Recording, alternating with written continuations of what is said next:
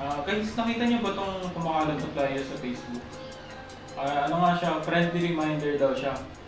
Sabi ni Aling Police, rapist warning nga siya about sa avoid being raped, do not walk alone at night. Ano sabi niyo? Parang naman kasi hindi may iwasan yun kung may mga tarantado talagang lalaki. Tsaka yung quotation pa lang quotation na do not walk at night ng mag-isa. Paano yung mga nare-rape sa umaga o mga nakaka-call sa umaga? Di ba counted yun? Saka hindi may iwasan yan kasi di ba may mga nagtatrabaho? Oo. Mga college students na gabi na rin umuwi. Di ba naman masasabi na madami pang tao ng ganong oras kapag uuwi sila? Kasi di may iwasan kasi may responsibility yun. Alam ko yung estudyante mag-adjust. Kaya no? Be, dun muna kayo uuwi lang ako. Hindi naman pwede yun. At saka bakit tayo lang yung kailangan mag-ingat? Kasi may moralidad na nila yun. Kung ikaw mismo rapist ka, wala kang pipiliin na time din. Pero syempre, ano ba yung tinatawag niya ng golden time ng rapist? Gabi. Kung makakaunti yung mga tao, diba? Gabi. Tsaka madilim. Tama. At saka wala naman talagang pwede yung security ng Pilipinas para palaging pag-ingatan yung mga babae sa gabi. Police pa yung nagsabi. Eh di ba paglaki natin sa household naman natin, nasasabi na talaga yun ng parents natin. Parang nasa mindset natin na wag maglalakad ng mag-isa sa dilim, sa gabi, ganun. Tapos mas maganda yung nilagay nila sa pamphlet nila. Parang kasalanan pa natin maglalakad tayo sa gabi. Oo, yun nga. Pwede naman sila maglagay na ng CCTV sa At saka ba't parang yung mga naglalakad sa gabi lang yung sisisihin? Paano yung mga naglalakad? Oo. Tsaka yung sinabi mo na may CCTV naman. Hindi naman yun. Kahit may CCTV. Oo, yung CCTV. Ano na siya? Wala ka talaga magagawa. Kaya meron yung sex tape eh. Kailangan din education. Hindi, tsaka rin kasi. Diba, ano yung use ng CCTV nyo kung kung ginawa ng rapist is nangyari na, diba? Parang late na rin yung para sa yun kung ebidensya lang din naman pala. Mas maganda sana kung ibang type ng warning yung binigay nila para yung kasi text lang na medyo awkward pa and out of place kasi yung sinasabihan mo yung mga babae lang or mga tao lang na naglalakad sa dilim. Bakit kasalanan pa ba ng tao yun? Diba hindi naman yun. Nasa ugali talaga yung mga rapist and marami rin kasing factor na nakaka-apekto kung bakit nila naisip na gawin yung mga ganong bagay. So, syempre, di ba, pinalakihan nila. Syempre, una-una doon yung sa pamilya nila, paano ba sila pinalaki ng magulang nila, di ba? Kung nire-respeto ba nila yung kababaihan, hindi lang naman babae. Lahat naman siguro.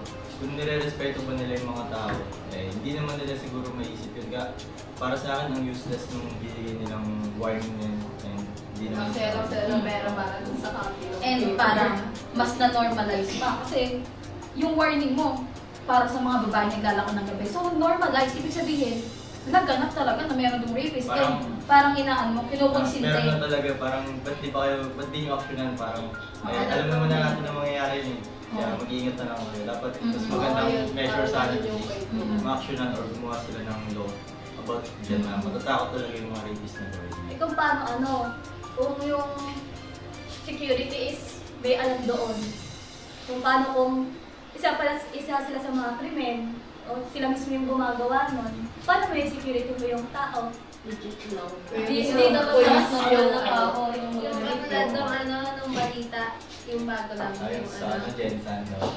Yung police. Pero syempre, Sila na nga yung nag-post yan. Kasi sila din pala yung... Sila rin pala gumagawa. May gumagawa din. Hindi sila yung gumagawa. Yung authority mismo. Kasama sila. Ginawa nila din. Kaya di nga rin nakakapakananin. Hindi na nagka-tips yung tao sa authorities. Hindi, siguro ang main lang dyan is dapat maging aware lang ng mga tao na kahit anong pangalan pa niyan, kahit anong posisyon pa niyan sa buhay is dapat hindi sila masyadong nagtitiwala. Paano naman natin masasabi na yung na-encounter pala is rape na yun? Parang paano mo masasabi na yung rape is rape na pala? Oo. Paano kapag hindi pa pala na hindi pa nangyari, pero parang sinasaktan ka na. May nabasa kasi ako dati about dyan sa topic na ito. Kahit, di ba, kadalasan yung rape na nangyayari, kala natin sa dalawang tao na hindi magkakilala, magkarelasyon. Pero malawak pa siya, and kahit magkarelasyon na yung dalawang tao is, pwede ka pa rin ma-rape yung partner mo. So, paano nga ba yun? Parang may nabasa ako ng dati, kapag yung partner mo daw is parang nag-i-initiate ng ganun, then parang hindi pumapayag yung kabilang party. Tapos, pero pinilit pa rin niya yung gusto niya, is mako-considered mo na siyang rape. Kasi walang consent. Kahit sabihin mong Mag-asawa kayo.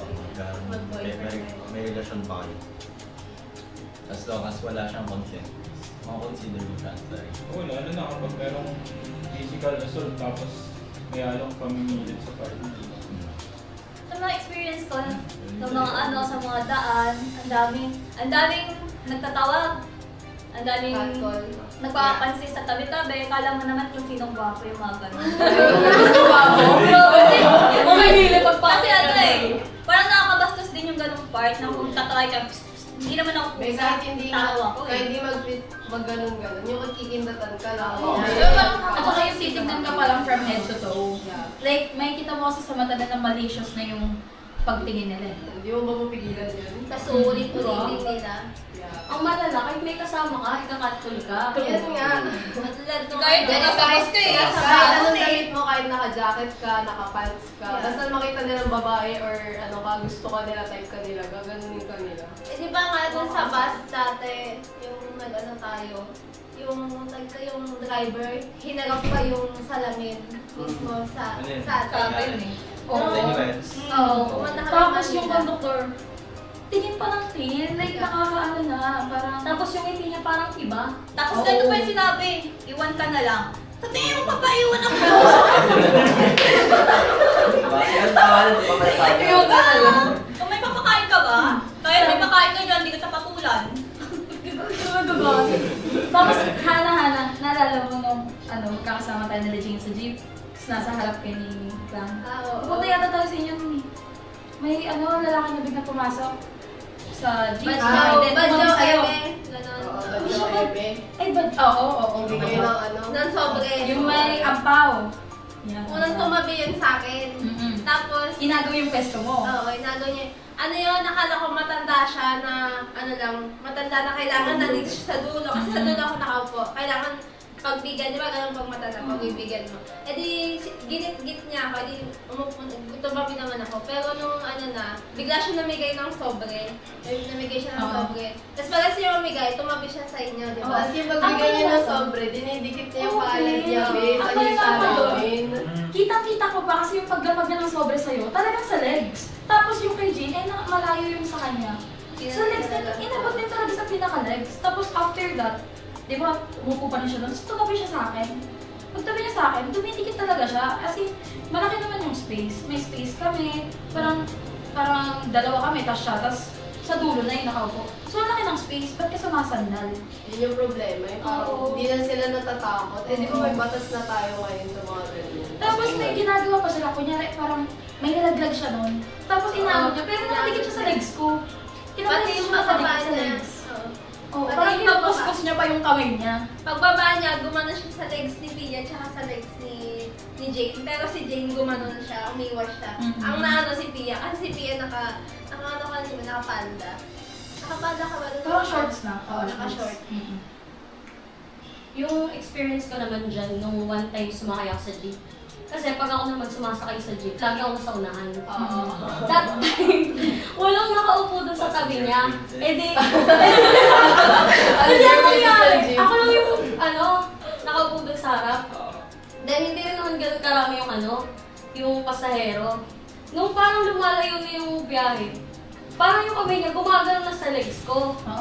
Yung Di ba may pang-cambio yun doon? Oo, ginagano niya. As in, nakalakan niya rin talaga yung legs ko. Tapos yung ginawa ko, nilagay ko yung bag ko. Tapos siya, ginaganon pa rin, hindi ako usog na lang ako ng usog. Hindi ka pa malaglag. Tapos nung kinakabahan ako na. Oo. What if hindi ako babak sa baba ko? Tapos, Nung pababa na ako, balak pa ako bigyan ng pera. Tingin mo sa akin, be. Paano? Kasi kunwari yung sinasabi niya, oh, pambaan mo. Be, pambaan mo akin.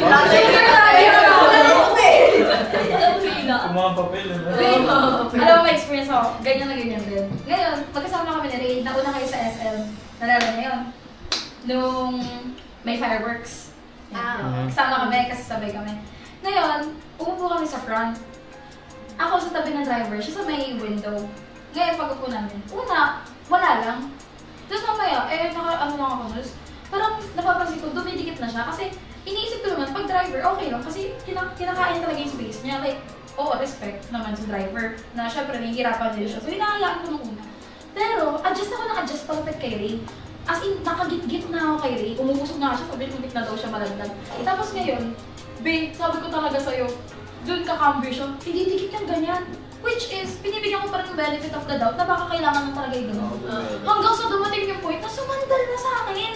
Wala talaga sila pinipili, kahit na maraming sakay or kahit may actually kasama ko si Ray, lalaki yun. Hindi man lang siya natakot na may kasama akong guy. Tapos, ayun, so ang ginawa na lang namin, talagang ginatkit ko talaga si Ray. Siyempre, iniisip ko din na syempre baka malaglag din si Ray. So, napapaano na lang ako. Alam mo yung, ang hirap kasi ipagtanggol ng sarili mo ang dasta. Oo, lalapat, andun ka sa sitwasyon. Oo, nandun ka sa situation. Matatahimik ka na lang bigla. Paano ko ito gagawin? Pagkala mo, pag sa iba, bakit di mo Oo, pinagkakala Ay, nasa naman siya position? naman, hindi siya nandaban. Yung ganun, pero pag ikaw nandun, labi ano gagawin mo? Oo, babe, may i-stack ka mo. Kasi makikita mo May gusto ka lang manghihinig ka talaga. May mas Sa malaki easy talaga talaga. yung build ng katawan nila. Hindi mo alam kung makakapalag. Babe, yung malala doon, pagpati naman yun, babe. Kahit naman, babe, kahit ano kahit pagpatin malaki. Hindi ka talaga makakagalaw pag nandun ka sa sitwasyon. Oo, kasi Kasi parang shock ka. Nabaha. Kasi magugulat ka, ba't saan nangyari to? Nakakatakot pa doon is, hindi mo talaga kaya mag-speak up. So, na-share na namin yung experience namin sa mga ganyang scenario. Pag ganong scenario, usually babae yung babae yung naagrabyado. Pero, meron din talagang nabibiktima ng mga lalaki. Tama ka dyan. Alam mo, hindi ko nga makakalimutan yung ano dyan eh. Yung nangyari sa akin din. Duty ako doon. Tapos ang daming order. So, iniisip ko na, tinutulungan na ako ng manager ko. Ano yan ha? Bakla yun. So, iniisip ko, tinutulungan na ito. Pero, habang duty ako, maraming order. Gumagawa ako ng product. Parang sumisimple na sa akin na dumidikit. Tapos yung kamay niya, parang umahawak na sa ano ko. Tapos, biglang sinabi na, tara, nakasabay mamaya. Tayo. Diba? Tapos, so ginawa ko nun, sa ganun pa lang, pumunta na ako dun sa office. Sinabi ko sa pinakamataas. So sinubo ko siya, ayun. Tapos kinabukasan, yung pinataas ko siya, pinatalisik. Tapos ano na lang. Sabi niya lang naman inundo kayo. Inumulan daw. Pero kasi syempre, pero mahal na, mo na diba? yun kapag may malicious na siyang ginagawa. Sa ganun pa lang, parang kasi kung parang sanay na siya, diba, sa ganung bagay. Oo, kasi ang sunod ng pagkakatanong. Diba? Hindi lang yun, diba? Pero todo dikit, sa ako ng hawak. Buti inaksyonan nyo nung Kasi buti sa ako, subo ko na agad ito, mahirap na ito, paano kung gagawin pa sa iba? Kasi hindi mo kinonsinte. Hindi, kasi sabi ko. Kasi usually yung iba, ikukonsinte nila sa game. Hindi na lang nila papansinin. Ganun yung Kasi manager ang mataas sa kanila. Siyempre, hindi ka baliktarin, diba? Ganun yung gender roles, diba? Kunwari, bakla, tapos lalaki. Parang, kunwari sa tingin ng society, joke lang. Parang wala namang pakialam yung... Kanya, biro-biro lang, diba? Pero, Hindi, joke lang. Sa akin lang yung yun. Kasi minsan kadalasan yung mga tao pag nagsasabi ng ganyan, parang pinagtatawanan ko yun. Lalo na pag sa social media siguro, kahit ano yung makita sa social media, kala nila natatawanan lang. Tapos, ayun, Ang pinapala yung mga masabi ko yung isa.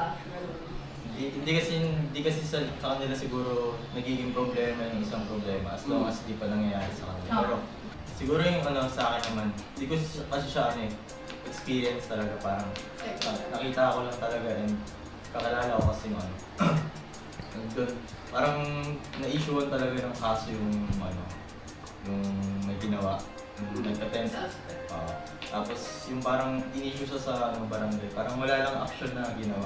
Then nakita ko yung parang Facebook ng lalaki. Parang pag nakita ko, sarap sa pakinggan. Hindi, tapos ayun pa nga, ang sabi pa daw nung Nung tawag doon yung sa may ano, mga nagpapaayos ng yung nag-aareglo, parang sabi niya, kung sa anak ko nangyari yan, parang ano daw. Nakalimutan ko yung sinabi parang, pero parang Papalagpasin niya. Ganun. neutral yung ano, yung reaction niya. Eh di dapat, siyempre, paano pag nangyari nga sa anak mo, eh di ba't di mo pagawa? Tapos dapat, ba't ganun yung reaction mo, di ba? Parang di siguro nangyari sa kanya yung ano, yung ganun. Kaya sa tingin niya parang ang minimal lang Okay yung, lang. parang wala lang Hindi nagulong. kasi nila alam yung feel. Oo. Sabi ko sa'yo, di ba, pag nakita ko sa Yung pagtitiri, hindi nila Nareklamo na siya, Nareklamo pero pa. walang ginawa yung authority. Ayun nga, ayun pa nga yung sabi, parang patawarin na lang daw. Ulo, Tawagin. Pag Hindi naman yun. Siyempre, dala ng tao yun eh. Tuman na yun sa kanya. Matatanggal ba nila yun? Ay, yung sa akin naman kasi, ewan ko kung... Ito kasi, meron akong kaibigan na ano na parang 4 years namin magkaibigan kasi wala bata pa yun eh. Tapos, lagi ko sabay sa akin, maglaro sa home shop eh. Tapos, ano, parang habang tumatagal, mas parang lumalalim yung ano namin. Samahan niya. Sama namin syempre, di ba, magkaibigan. Tapos, ayun nga, yung syempre, pagkaibigan, pero yung sa kanya, iba yung naging tingin niya sa akin. Habang tumatagal. Oo. Girl, Yung- something. Girl. Bad na din. Ayun. Tapos, Aware ka na ba din siya? oo, aware ako. Wala naman akong problema sa ano, wala naman sa problema sa gender kahit ano pang mga gender niya. Pero kasi, parang napipil ko na uncomfy kasi Parang yung way ng pag-chat niya sa akin, parang nagbabago. Tapos, ano yung, di ba, ano, pagtas namin mag-home shop, minsan gabi na yun. Tapos, yung ano, paglalakad namin, syempre sabay kami. Tapos, yung parang pagyapos niya sa ano, braso ko. Parang iba na yun. Parang hindi na Iba na. friendly. Hindi na friendly kasi Parang may pagka-flirt. parang sobrang sikip na, tapos sumasandal pa sa balikat ko. Tapos, Sinte. parang ano, ina-observan ko una, okay lang yun kasi Baka baka... sobrang close na yung feeling niya sa'yo. Matutuwa Comfortable siya, sa'yo. gano'n. Tapos, habang tumatagal nga, parang paulit-ulit niyang ginagawa. Kaya, hindi ko na siya pinang-frontay kung ano ba yung Gusto niya ipaiwan. gusto niyang ipahiwatig sa akin. Kung ano ba yung gusto niya sabihin. Ang ginawa ko, pinast off ko na lang kasi Pero hindi mo na sinabi sa kanya na uncomfortable ka doon. Baka hindi ko kaya na akala sinabi. niya okay ka. Oo, parang mas maganda siguro kung na-clear niya yung hair. Pero yun nga, hindi ko Kasi na siya una pa chinat lang sa... pumayag ko eh. Pag akala niya, okay lang. Kaya inuulit-ulit na lang sa'yo, di ba? Yeah, pero ngayon, wala na, hindi na kami. Yung sabagay, iba-iba naman tayo ng magiging reaction kasi kapag Mas kasi ganda siya sa akin. Siguro, bahala na siya mag-isip kung ano. paano nangyari gano'n? Oo, paano nangyari? Marirealize niya naman yun eh. Oo. Ginawa niya yun eh. Siyempre, pag tumagal, marirealize niya rin kung ano yung ginawa niya. Bahala na siya mag-isip. Matagal na ba yun? Tagal na yun, mga high school pa yun. Tagal na Tagal na samahan nung niya. kinatok yun. May president kami natin ganun sa classroom. Tapos mahilig niya kaming, girls kasi kaming grupo. Mahilig siya mag-hawak-hawak, Sarap siya mag-sandal-sandal. touchy. Oo. Ginawa namin, dalawa kami kaibigan. Kasi hindi na namin matiis. Parang nalalagkitan na kami sa ginagawa niya. Pati kasi sa way ng pagtingin niya sa mga babae. Sa lahat niya ginagawa eh. Ano, tinawag namin siya dun sa, sa may hagdan. Tapos, kinagpalit namin siya. Sabi namin, ayun namin yung, yung ginagawa mong gano'n. Kasi nga, syempre parang medyo nakakadili yun. Tapos, di naman namin siya sobrang close. President lang namin siya ako.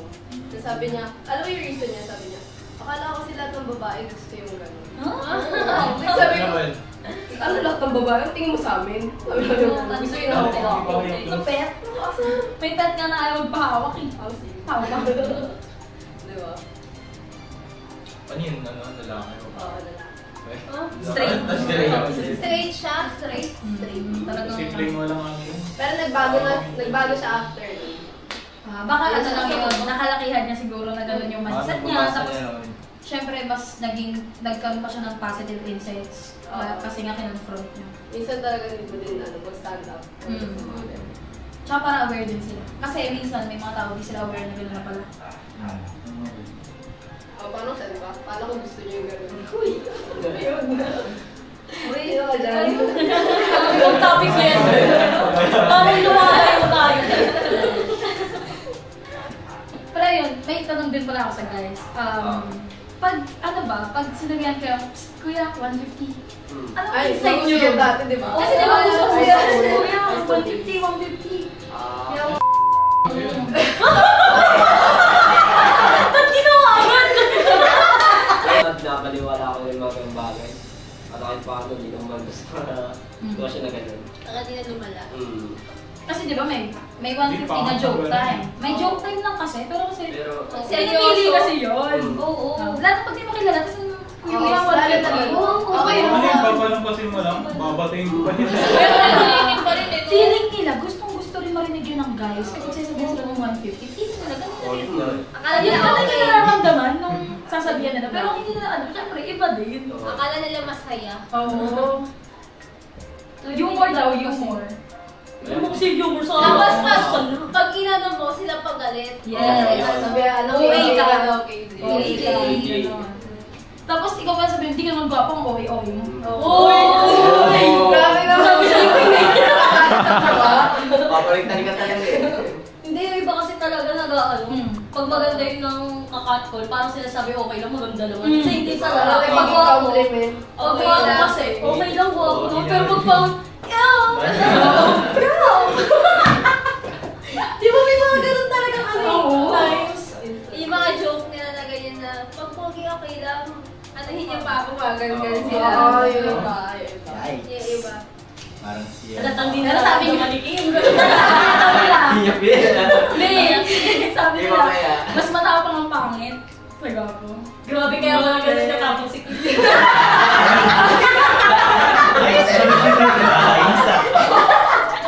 Grabe naman sa... Grabe naman yun, no? Oo. The discrimination. Grabe yung discriminate sa mga tao, guys. Pero yun nga, may ibang cases talaga na ganun. Oo, Hindi oo. nyo rin maano. Lalo yung kay Cara David, di ba? Oo. Yung sa ano. Pinanood ko yan, hindi gilagigil ako. Pinanood ko nila. Actually, nung nakita ko pa lang yun, parang kasi few months ko na siya napanood. Nung nakita ko pa lang siya, na-curious din ako. Kasi ano, parang pag nag-ano kasi ako, gumagawa ko ng anything, nakikinig ako ng mga vlogs. Oo. Yun, dumana kay Cara David. Tapos nakita ko yung ano, yung nirate tapos walang action yung authorities. Meron yun. May action. Hindi ako, ay, may action pala. Takpan lang yung ginawa nung ano. Oo. Sa tribal culture nila, yung aregi. Uso kasi yun. Para daw sa kahihiyan. Oo. Usong-uso yan sa mga, ano, sa mga probinsya lugar. Mm. Kasi, Saka sa mga talaga, Indigenous. diba, hindi naman masyado nadadaan ng media. Kaya, kung ano man yung magawa nun sa insight ng ano nila, lugar nila, parang okay, may mangyayari ganito, i-resolve na lang natin. Wala nang masyadong exposure, kaya hindi pala alam ng tao na nag-exist pa rin mga ganyan. Ibang ayun nga yung sa example natin yung ano, yung kay Cara David, yung binahasa yung babae, tapos pinagbati lang or pinakasalatan, di ba? Pinakasal. Ayun, pinakasal lang, siyempre, para pag tinignan sila ng ibang tao, ay mag-asawa naman yung ginagawa talaga. Parang- Pero, diba, hindi naman talaga siya ganun. Kasi Matindi pa iba yung to. initial thought ng lalaki na, Oo. ba't niya ginawa yun? Same age ba yan? Hindi. Hindi ba? Tanda yung lalaki ka lang. Tapos Tapos hindi ba dun ba? Oo. May mental disorder kasi Yun. yung babae. Nagkaanak ba yun? Oh, babe, pregi siya. Tapos, di ba, katulad ng sinabi mo kanina, ikasal na lang para Oo, wala nang wala. ano, para okay lang. Ano okay doon? Mapagpapalit ba yun ng kahihiyan? Like, ha? Ibig sabihin, kapag nagpakasal, kunyari, na-rape yung isang tao, tapos pinakasal mo sila, hindi na yun rape. Yun yun. Eh, mas nauna yung Oo. ginawang rape kaysa sa Cover up, kung cover up yung marriage, hindi pwede cover up yun. Tapos yung word pa nila nakahihiyan, sa Oo. babae pa nakapangalan. Totoo. Sa babae pinupoint, hindi sa Nakatawag. lalaki ng... Victim blaming. Diba, ganun? Tag na tag sa babae. Hindi ang hirap din kasi pag sa magulang yung ano, yung magulang mismo yung nagko-cover up. Totoo. Ay, oo, yung papa niya yung umayag na i-arreglo na lang. Kasi kahit anong, ano yun eh, kung gusto talaga ng magulang ng justice, magagawa ng parang. Oo. Yung pangalawang story. Di ba pinaglaban ng magulang sa bata naman? Pero grabe yun, inulit-ulit na talaga na. Tapos dumating sa point na yung mas nakakatanda lang na bata, yung nagpapaano sa kapatid niya. Sabi niya, umalis ka na dito, ganyan. Parang siya na yung pumoprotekta. Hassle na. Tapos tita, alam ko, asawa ng tita niya eh. Oo, asawa. Asawa ng tita niya yun eh.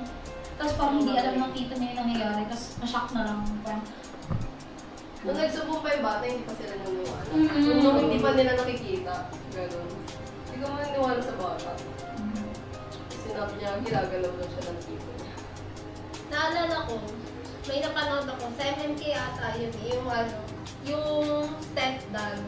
Nirate niya yung anak ng babae na, tapos yung nanay, hindi siya naniniwala na yung anak niya nirate ganyan, kasi biniblame niya pa yung anak niya na, ba't ka kasi ganyan manamit, di ba?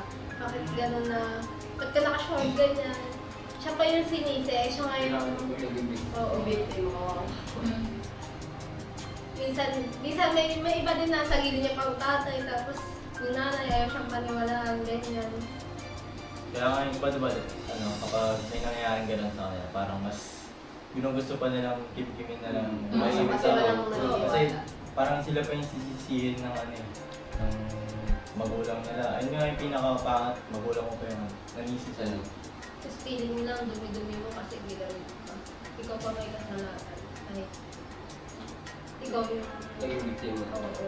Ano yun eh, yung ganyan, yung pang-victim blame, parang laganap yan sa Pilipinas yan, hindi lang sa context ng rape.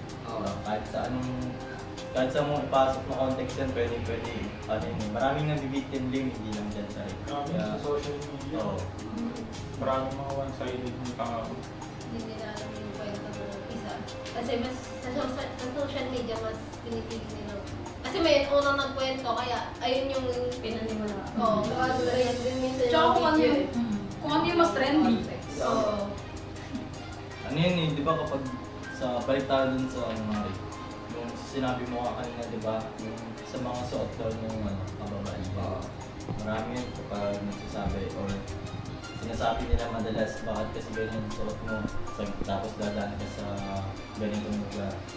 Kasalanan doon. Maraming debate na rin yung maraming debate na rin yung napanood ko about dyan. Balot na balot. Pero, Isa may Quezon City Hall, di ba? Meron doon na naka-display lahat ng... Yung iba naka-jacket, naka-pajama, tapos lagay Mga pa din. ano yun? Grabe, parang Sa Quezon City Hall. City Hall, meron kasi silang parang museum ng mga iba't ibang damit na tao na mga na-rape. For our... So sila, nung na-rape sila. Paano nakikita ka? grabe pagdaan namin nun. Alam mo yung kaya naman siya tingnan, pero parang ang bigat sa damdamin na parang... Yung iba nga doon may dugo pa yung damit. Ano yun yung damit na Bro, ano yung suot damit nila? ng bata, damit ng Ano bata. talaga suot nila nung na-rape sila. Yung sa video pinaka. Oo, yun talaga. Baby na yung ano pa isisisi mo doon? Hindi itong damit, di ba? Oo. Hindi mo pwede isisi yung pananamit ng Wala talagang pinipili talaga. Kasi sa mga balita din yung matanda na ni-rape pa. Senior. Tapos meron din yung ngayon. Yung, ewan ko kung sa Facebook ba siya nabasa, meron yung 6 years old ba yun? Tapos nirate nung 8 and 10 years old. Oh, babe! Oh my God! Oo. Nakita ko din yun. Parang, isipin mo na lang na ano kaya pumasok sa isip nila. Like, ang babata nun eh. Parang, wala pa nga yung parang gulang ba time ngayon yung mga ganyan ako, puro lang ako laro. Laro Sila, puro lang ako Chinese garter, tapos sila may ganyan ng thoughts. Papaisip ka na mayroon ngayon. Tapos pinagturukan nila yung 6 years old. Ano naman laban nun? Feeling ko, ano rin yun eh, nag-iambag din dun sa exposure nila sa Yes, community. social media rin, lalo na yung access nila sa mga bakit nung, di ba yung panahon natin, yung cellphone nun, di ba halos wala pa land data. Siguro naging isa rin yun sa dahilan kung bakit napapaisip yung mga kabataan. Pababa na nga ng pababa yung edad, di ba? Yung mga mag-i-engage Kasi kaso 11 years old yung Iniisip nila kasi tama yun. Based sa napapanood nila. Kala siguro nila laro-laro lang. Oo. Akala nila ganun lang. Experiment. Tayo nga dati nung panahon natin pag nag-kiss na sa isip natin mabubuntis na agad. Oh, di ba yung grabe? Ikaw din na! Di ba? Ako kayo nga, ako kamay nga lang. Parang ano ko na lang yung papaisip Ang, diba, sa pagkakalam ko, medyo connected naman siya sa ano, nangyayari. Diba may pinapasang, or may bill na pinapropose about sa ano, sex education. Tapos parang hindi siya gusto. Lalo na siguro yung mga ano, parte ng religious sectors, groups. Ayun. Parang kasing taliwa siya sa ano, sa ano ng mga Bible or mga sinasabi. Pero kailangan na rin kasi talaga ikaw yun. Hindi, masyado daw kasing ano eh. Ano yung term na yun? Oo, ayun. Parang conservative kasi yung Pilipinas, di ba? Parang ayaw nila. Masyadong religious sa mga... Tapos ayun, pero religyoso, pero yung makikita mo yung ibang tao, sila pa yung religyoso, tapos sila pa pala yung nag-engage. Oo, kasi parang Masama na ulit. At least nakapagbawas daw siya ng kasalanan kasi nagsisimba daw eh. Oo. Sana yung naraw-araw na Nag-end season eh, no? Trial, diba? Yan. Wala eh, kahit ano po yung paniniwala mo sa, ano, sa buhay, ano pa yung ginagawa mong practices na holy ka mo. Tapos, pero makikita mo yung actions nila, hindi naman nagre-remind dun sa pinag-gagawa nila or sinasamba nila, iniisip. Kasi may napuntahan kami sa ano, sa youth camp ngayon. Siyempre, di ko nasasabihin yung napuntahan namin. Kasi napuntahan namin na yun. Basta youth camp siya, tapos yung title ng program, Divergence or Divergent. Una, di ko na-realize kung bakit yun yung title. Pero nung pumunta ako mismo sa camp, parang yung mga nakikita mong ano, mga tao sa paligid ko, parang mga ano, kabataan na parang mga addict. Tapos yun nga, parang naisip ko, sinerch ko yung meaning ng divergence, parang about nga sa personal development or pagbabago ng tao. Yun nga yung camp na yun para sa ano, parang in-encourage nila yung mga kabataan na magbago. Tapos aside pa dun, so yun na nga yung may pastor doon na ano, di ko ma-explain kung ano yung tawag sa term na yung way ng pag-discuss niya ng mga past experience niya. Parang ganun. Di ba nga nabanggit niya kanina basta pananamit ng babae, tapos yung religyoso ng mga tao. Ito, pastor pa yung nagbanggit na like, hindi daw mapapastos yung babae kapag maayos yung pananamit niya, like yung damit niya, like decente kung sasabihin, di ba? Like, Hindi masyadong expose yung skin, gano'n. Hindi daw, wala naman sigurong ano, gaya nga ng sinasabi ko, walang mapapastos kung walang bastos. At saka, my clothing is not an invitation. Yung mga coat, di ba? Yung mga coat. Tapos, nung sinabi ng pastor na yun, yung tawag dito, sinabi ng pastor na kung maayos na yung pananamit ng babae, hindi siya mababastos. Tapos, yung nakakainis pa dun, yung mga nakikinig na tao sa kanya, karamihan, mga boomer, tapos, marami siya na Mga conservative talaga. Oo, karamihan boomer, tapos, syempre, kalalakihan, di ba? Yun, mga nagkikiyawan, parang agree pa sila eh. Inaseryoso kayo? Kasi Diba? lang eh. Mga traditional na yung pag-iisip niya is. Oo. Tsaka agree sila kasi pastor na yung nagsalita. Mataas kasi yun. Oo. So parang pag sinabi, ay ibig sabihin lang ba ganun? Katulad na ng mga bata. Tapos Pag bata, kapag may nakita silang yung ginagawa ng matanda, ina-adapt nila kasi yun yung sinabing maganda gawin, tsaka yun yung ginagawa nila.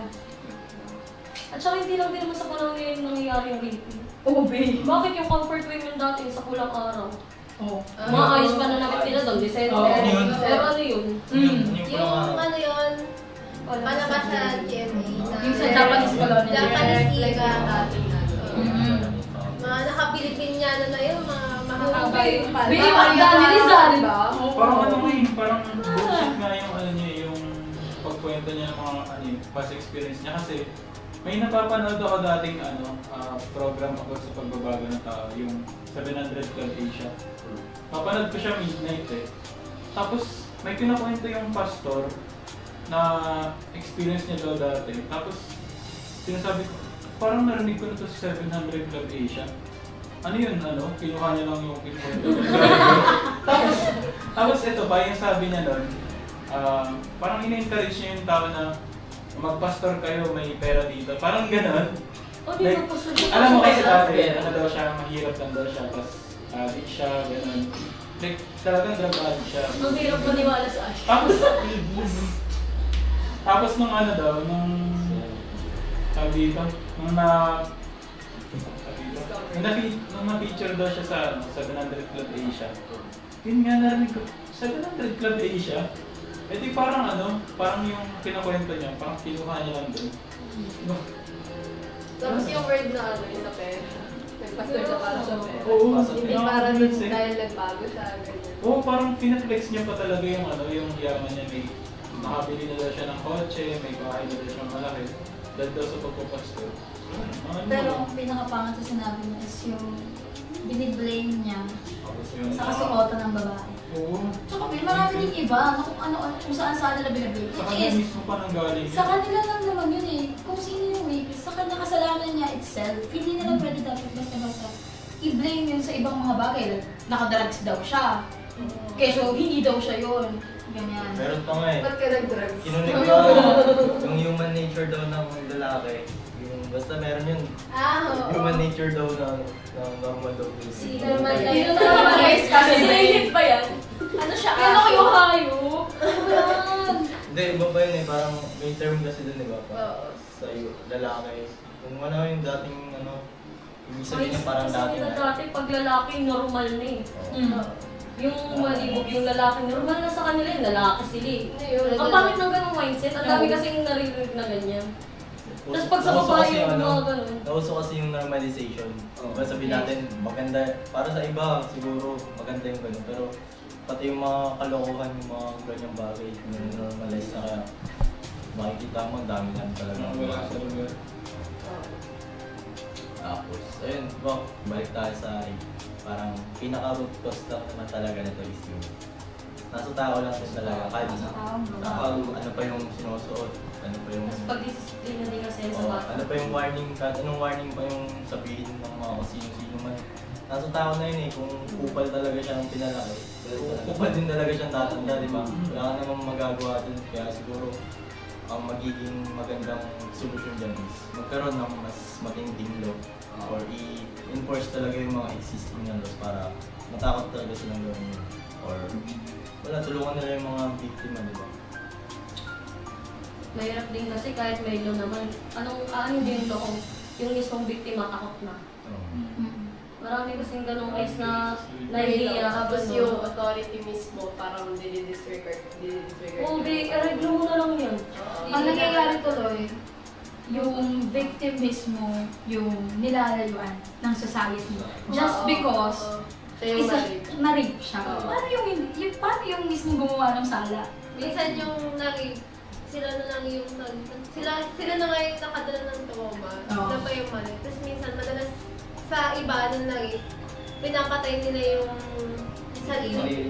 Oo, nagsusuicide sila, ganyan. Kasi hindi nila kinakaya yung naranasan nila. Tapos yung kahihiyan. Kasi di ba pag yung mga tao sa paligid natin pag nalaman na, ay na-rape yan, pag-chismisan, ganyan. Tapos pag-iiwasan, mandidiri. Kaya pa naman chismisan. Inaano nila na parang ang dumi-dumi mo, ganyan, kasi na-rape ka. Ano na nga yung biktima ng time na yun, di ba?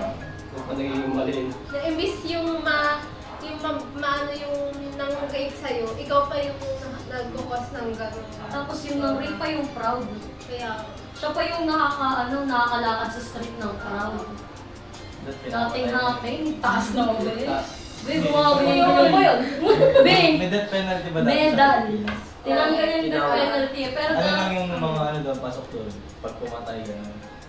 wala. Tinanggal penalty. Pero nung ata, dati.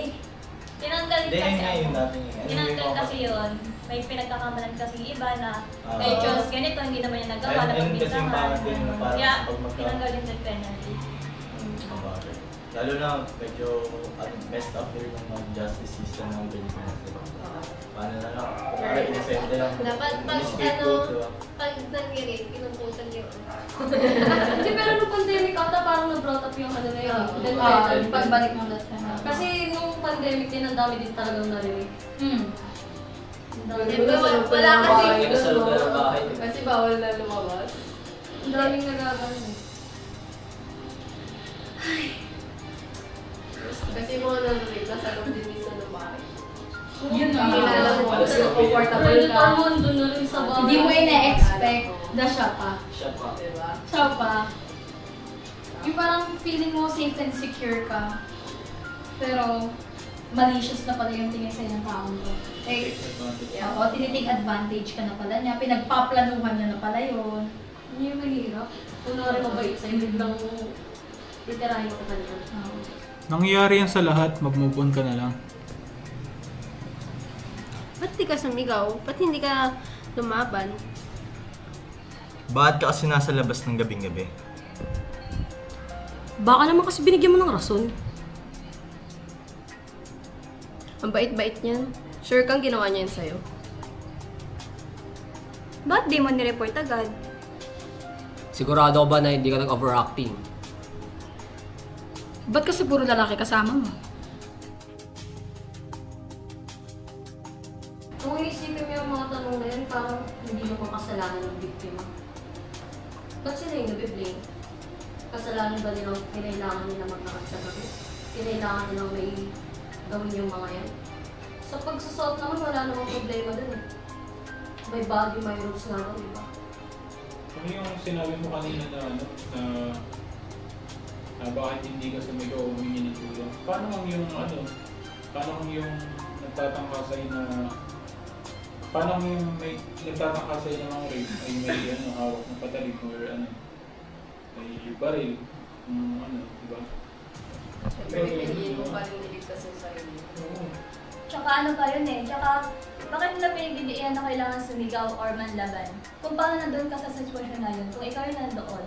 So may isip mo pa ba yung ganun yung gawin mo or yun pa ba yung dapat mong gawin? Kasi nag-blackout na yung utak mo kasi nandun ka sa part na yun eh. So paano ka makakasigaw nun?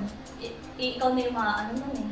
Ikaw na sunod. Kahit isigaw mo yan o ano man, walang makakarinig sa'yo kung dibdib yung mga lugar mo. At saka sa mga own experience na natin na pag-usapan kanina, mismo tayo wala tayong magawa eh. Paano pa kaya yung mga rape victim, di ba? Tapos sila pa yung blame. Kaya tignan mo, yung mga tanong na sinabi niyo pala, sinabi mo Pia, di ba? Parang nakaturo siya sa mga biktima, di ba? Bakit hindi tinatanong, bakit ka kasi ng rape? Bakit mo ginawa yan? But ganyan yung action na ginawa mo sa ibang tao, di ba? Dapat ganun yung maging approach sana para mas maging patas. Para hindi lang tayo nag-victim na naninisi ng mga biktima, di ba? Yung ano kasi dyan, sa minsan sa attitude din, saka sa ignorance nila towards sa ano, complexities ng trauma, tsaka ng abuse. Parang kulang yung knowledge nila about dun.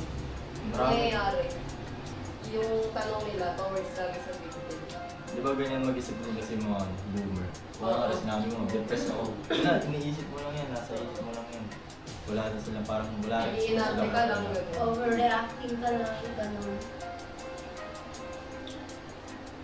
At saka naisip ko din, bakit sa victim lagi yung tanong?